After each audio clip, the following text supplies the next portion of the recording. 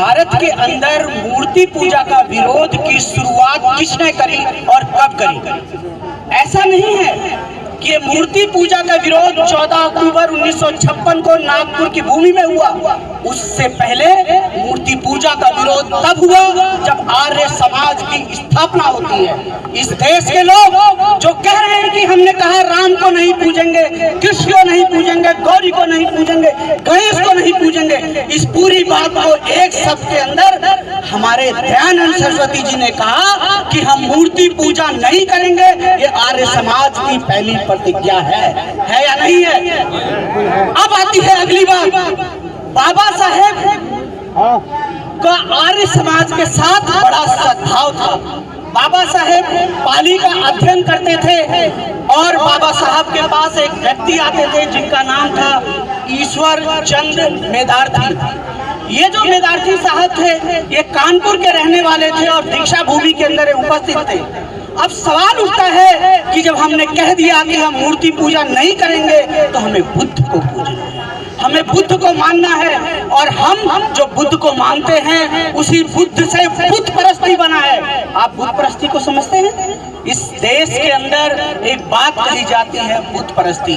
बुद्ध का मतलब मूर्ति नहीं होता है, बुद्ध का पर्यायवाची बुद्ध बना और बुद्ध का पर्यायवाची बुद्ध बना। इसीलिए नागपुर की दीक्षा भूमि के अंदर ये प्रतिज्ञाएं ली गई कि हम इन देवी देवताओं को नहीं पूजेंगे। अब आती है इसके साथ ऐतिहासिकता की बात। जो लोग ये कह रहे हैं कि हमने राम की मूर्ति की पूजा का विरोध किया है, ये जो साधु लोग अयोध्या के अंदर बैठ करके कह रहे हैं, उनसे पूछो कि आपने कपड़ा किस रंग का पहना? ये भगवा रंग जो है किस रंग को कहते हैं? आप इसको भगवा को अगर इंग्लिश में ट्रांसलेट करेंगे तो क्या बनेगा? क्या केसरिया बनेगा? क्या लाल बनेगा? अरे भगवा रंग तो खुद भगवान बुद्ध के नाम से उत्पन्न हुआ है। और एक साधु भगवान बुद्ध के वस्त्र को पहन करके कहते हैं कि इसकी गर्दन काटनी चाहिए। ये हिंदूइज्म का आतंकवाद है, इससे हमें प्रॉब्लम नहीं है, लेकिन इससे जो हमारा सांस्कृतिक भारत की विरासत है, ये पहली बार है कि कोई साधु भगवा वस्त्र पहन करके एक तालिबानी फरमान जारी कर रहा है। हिंदू लोगों को सोचना चाहिए। आप अपने साधुओं को समझाओ कि वो साधु क्या हत्यारे बनना चाहते हैं? इससे पहले क्या किसी साधु ने ऐसी बातें कही है? किसी गुरु ने कही है? इसका विरोध हिंदुओं को खुद करना चाहिए। इससे बड़ी बात, जो आरएसएस के लोग हैं, क्या वो साधुओं को हत्या करना सिखा रहे हैं?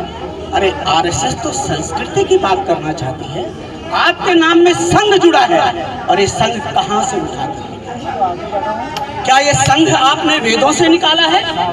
क्या ये संघ आपने कहीं और से निकाला है? अरे अपने अतीत में झांक करके देखो।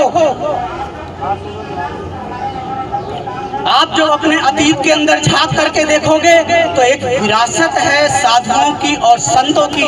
और मैं उससे आगे एक शब्द कहना चाहूंगा कि जो राजा होता है उसका वस्त्र भगवा नहीं होता, केसरिया नहीं होता, लेकिन भगवान बुद्ध के भगवा वस्त्र को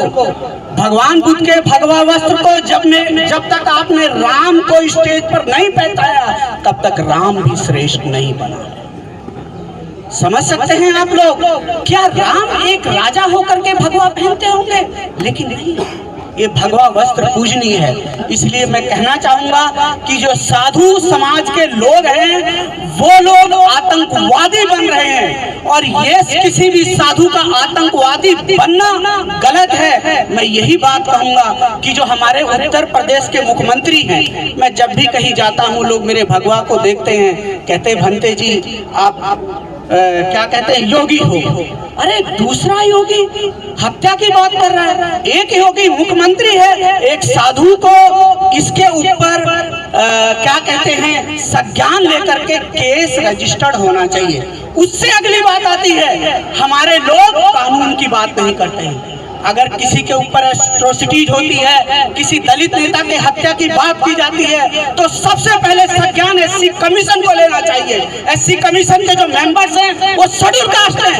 ये विजय सांपला कहाँ बैठा हुआ है? यही विजय सांपला जी।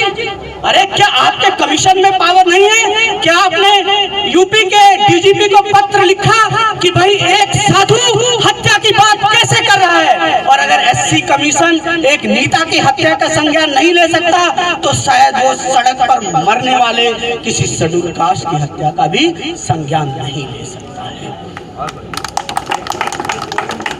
अगर आप लोग परिवर्तन चाहते हो तो आप लोगों को अपनी पार्लियामेंट के अंदर, अपने जो असेंबली है उसके अंदर और अपने मंदिरों के अंदर बैठे हुए जो साधु लोग हैं या जो नेता लोग हैं उनके अंदर एक जागृति पैदा करनी होगी।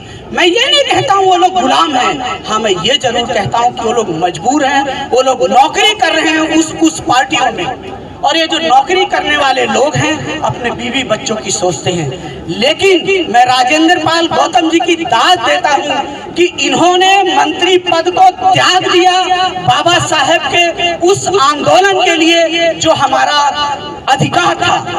अगली बात आती है कि हमारे लोग कहते हैं हम बौद्ध बन रहे हैं। अरे भाई हम हिंदू बने कब? हिंदू कब बने आप लोग? कब थे हिंदू आप लोग? आप लोग पढ़िए पहले। बाबा साहेब 1932 में कहते हैं कि I was born as a Hindu but I will not die as a Hindu. In the same year when Baba Saheb is reaching round table conference, वहां पर एक सज्जन थे जिनका नाम था रट्टमलई श्रीनिवासन। रट्टमलई श्रीनिवासन के जो जीजा थे उनका नाम था पंडित अयोध्यादास। पंडित अयोध्यादास ने डरबन के अंदर South Indian Buddhist association of Sakyas करके एक सोसाइटी बनाई थी जिसका हेडक्वार्टर था वो पेरम्बूर चेन्नई में हुआ करता था। एक ऑफिस मांडले में था, एक कोलार गोल्ड फील्ड में था, एक जाफना में था। 1914 के अंदर पहली कोलार गोल्ड फील्ड के अंदर एक सेमिनार होता है जहाँ पे 14,000 लोग इकट्ठे होते हैं और वो कहते हैं कि हमारे पूर्वज बौद्ध थे। अब आती है कि जो रट्टमलई श्रीनिवासन है उनको बाबा साहब कहते हैं कि भाई मैं तो हिंदू पैदा हुआ, हिंदू मरूंगा नहीं। रट्टमलई श्रीनिवासन कहते हैं हम तो हिंदू कभी थे ही नहीं, हम तो बुद्धिस्ट है। अरे इस देश के अंदर हम हिंदू 1860 की सेंसस में बने, उससे पहले इस देश का कोई आदमी हिंदू नहीं था। और हिंदू जो शब्द है वो मुगलों के टाइम में आया। अगर मुगलों के टाइम में हिंदू शब्द आता है तो उससे पहले इस देश के वसिंदे क्या थे? ये जो इस देश के लोग हैं जो खुद को ब्राह्मण कहते हैं, अरे तुम्हारा धर्म क्या था? जरा आप अपने इतिहास में जाकर के देखो, अपने इतिहास के अंदर पूछो कि आप क्या थे। अगर आप सनातन कहते हो तो सनातन की पूजा पद्धति क्या थी? अगर ओम जय जगदीश कहते हो तो ओम जय जगदीश तो श्रद्धाराम फिलौरी ने 1932 के आसपास फिलौर में लिखी। उससे पहले आप लोग कौन सी पूजा करते थे? ये सवाल आपको पूछना होगा। हम बौद्ध नहीं बने, हम बौद्ध थे, बौद्ध हैं और बौद्ध रहेंगे। हम तो अपने समाज के अंदर जो ये गलत मूर्तियां आ गई हैं, मैं गलत मूर्तियां कहता हूँ, मेरे ऊपर केस करो, अपने स्कॉलर्स को बुलाओ। भारत के अंदर राम की मूर्ति कब मिलना शुरू हुई? किस सेंचुरी से मिलना शुरू हुई? कौन your archaeologist and let them say it is coming in 9th century, 10th century, 12th century. अगर नहीं थी राम की मूर्ति, अगर 9वीं शताब्दी के बाद आती है, 10वीं के बाद आती है, तो उससे पहले हम किसको पूछते थे? ये विषय है जो देश के सभी लोगों को खोजना पड़ेगा। 22 प्रतिज्ञाओं की समस्या मैं आपको बताता हूँ। 22 प्रतिज्ञाओं की समस्या मूर्ति का विरोध नहीं है, 22 प्रतिज्ञाओं की समस्या पुजारी का विरोध है। हम उस प्रतिज्ञा में कहते हैं कि हमारा कोई संस्कार ब्राह्मणों के द्वारा नहीं होगा।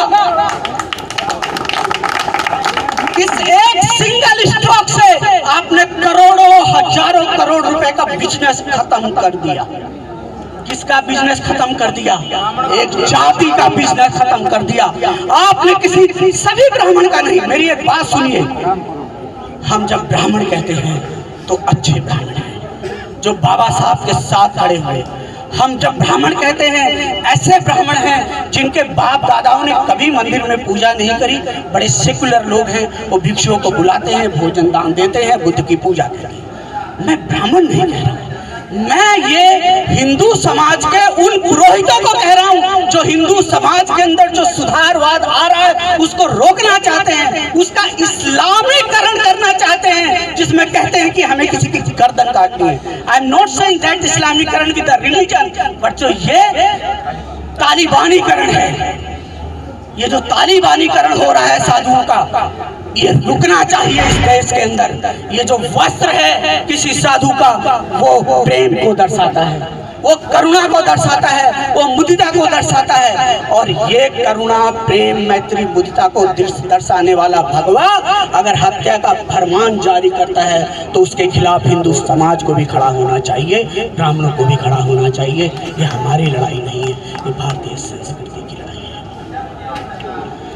मैं ये जो लोग अपने आप को दलित कहते हैं, जो अपने आप को अम्बेडकरी कहते हैं, जो अपने आप को बौद्ध कहते हैं, मैं आपसे एक बात कहूँगा कि आप जाति का नाम लेके किसी को गाली मत दो। जब कोई हमें जाति का नाम लेके गाली कहता है तो हमको दुख होता है ना। तो अगर हम ब्राह्मण को कहेंगे, जिस ब्राह्मण हमारे साथ बैठता है उठता है उसको भी दुख होगा। हमारा जो विरोध है वो मनुवाद के खिलाफ है। इस देश में एक तरफ मनुवाद खड़ा है और एक तरफ अम्बेडकरवाद खड़ा है। अम्बेडकरवादी ब्राह्मण हैं, अम्बेडकरवादी क्षत्रिय हैं, अम्बेडकरवादी वैश्य हैं, अम्बेडकरवादी शूद्र हैं और अम्बेडकरवादी पंचम हैं। ये जो शेड्यूल कास्ट लोग अपने आप को शूद्र सोचते हो, अछूत, आप लोग शूद्र नहीं हो, ये आप मान लीजिए, पढ़िए इन शास्त्रों को। और महिलाओं की बात करता हूँ, हमारे भारतीय शास्त्रों के हिसाब से महिला जाति हीन है। जिसके साथ उसने शादी करी उसकी वही जाति हो गई। तो महिला और अछूत एक ग्रुप के अंदर आते हैं। अब मैं फिर वहीं पर आ जाऊंगा। शेड्यूल कास्ट लोग, अछूत लोग बुद्ध धर्म को जब अपनाएंगे तो एक पुरोहित वर्ग का जो बिजनेस है वो खत्म होगा। और जब उस पुरोहित वर्ग का बिजनेस खत्म होगा तो पुरोहित वर्ग चिल्लाएगा, वो हत्या की बात करेगा, गर्दन काटने की बात करेगा। और ये साधु लोग साधु नहीं है, ये पुरोहित हैं जो मंदिरों में बैठे हुए हैं, जिनका बिजनेस खत्म हो रहा है। क्योंकि हमारे डॉक्टर राजेंद्र पाल गौतम जी ने कहा, बाबा साहब की जो प्रतिज्ञा थी कि मैं ब्राह्मणों से अपना संस्कार नहीं कराऊंगा, मैं जो पिंडदान है वो नहीं कराऊंगा। और यही आंदोलन अगर पूरे भारत में चल गया तो मैं कहता हूँ भारत जो है वो विस्तृत हो जाएगा, विकसित हो जाएगा। मैं और समय नहीं, मैंने आप लोगों का काफ़ी समय लिया, लेकिन आप लोग बाबा साहब के जैसे देखो। मैं एक बात यहाँ जरूर कहता हूँ, बाबा साहब ने जब लड़ाई लड़ी ना, उन्हें नवाब सपोर्ट करने के लिए कहता हमें आपका सपोर्ट नहीं चाहिए। उन्हें दूसरे धर्म के लोग सपोर्ट करने के लिए आए, उन्होंने कहा हमें नहीं चाहिए। जब हमारे बगल के अंदर कोई दूसरे धर्म का व्यक्ति खड़ा हो जाता है तो लगता है कि हम धर्म युद्ध कर रहे हैं। ये हमारा धर्म युद्ध नहीं है, ये हमारा सामाजिक युद्ध है। और हम अपने पूर्वजों की विरासत में जाना चाहते हैं और अपने साथ हम उन ब्राह्मणों को लाना चाहते हैं, क्षत्रियों को लाना चाहते हैं, वैश्यों को लाना चाहते हैं और सभी को लाना चाहते हैं। जो इस भारत की सनातन संस्कृति का मतलब बुद्ध संस्कृति है, सनातन संस्कृति का मतलब जैन संस्कृति है, सनातन संस्कृति का मतलब शर्मण संस्कृति है। उसमें वापस लाना चाहते हैं, जहाँ पुरोहित का आतंकवाद नहीं हो, जहाँ असमानता नहीं हो, जहाँ जाति का भेदभाव नहीं हो, जहाँ कन्या को जलाया नहीं जाता हो, जहाँ किसी के साथ जोर जबरदस्ती नहीं की जाती हो। और यह आंदोलन खड़ा हुआ है, खड़ा होगा। मैं इस मंच से तिरुमावलवन जी की भी बड़ाई करता हूँ। मेरे बड़े अच्छे मित्र हैं, वो तमिलनाडु से हैं, उनकी अपनी पार्टी है। हाँ, कभी वो रामदास अठावले जी के साथ भी हुआ करते थे। अठावले जी बैठे, भाई आप भी 22 प्रतिज्ञा लेते हो, कभी आरएसएस ने, बीजेपी ने आवाज क्यों नहीं उठाई? क्यों नहीं उठाई? कौन नहीं लेता 22 प्रतिज्ञाएं? तो मैं आप लोगों से कहूंगा कि जो हमारे तिरुमावलवन जी हैं, उन्होंने राजेंद्र पाल गौतम जी को ऑफिस दिया कि आइए आप यहाँ सेंटर से ऑफिस चले जाए।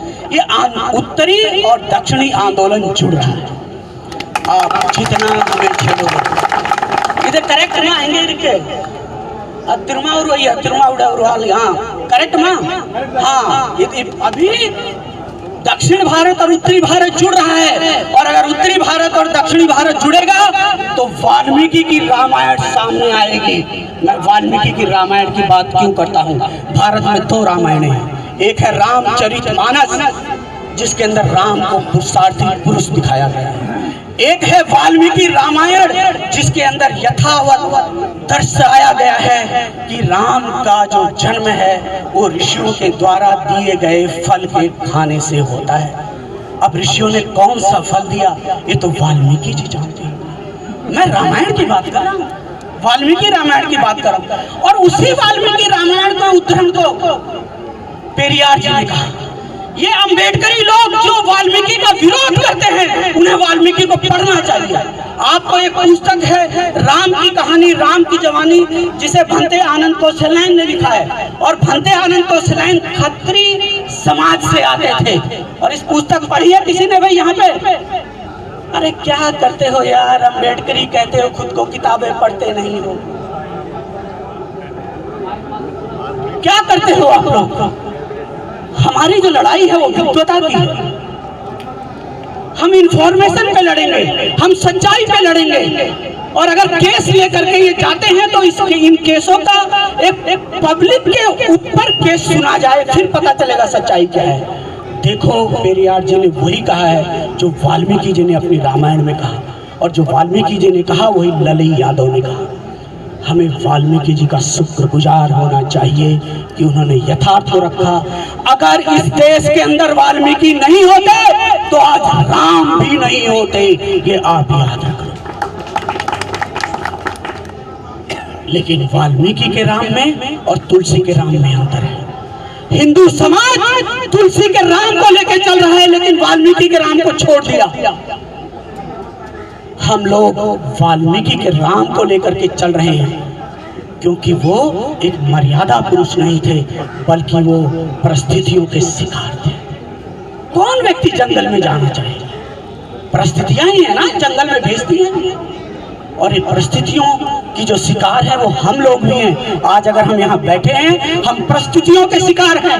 हमारी कोई लड़ाई हिंदू धर्म से नहीं है, हमारी लड़ाई कोई इस्लाम से नहीं है, हमारी लड़ाई ब्राह्मण से नहीं है, हमारी लड़ाई किसी से नहीं है। हम किसी के विरोध में यहाँ नहीं बैठे, हम भारतीय संविधान को लागू करने के लिए बैठे हैं और मनुवाद को खत्म करने के लिए बैठे हैं। हम यही कहेंगे, भारतीय संविधान लागू हो, मनुवाद खत्म हो। अपने शब्दों को मैं विराम देता हूँ। सभी को नमो बुद्धाय, सभी को जय जय।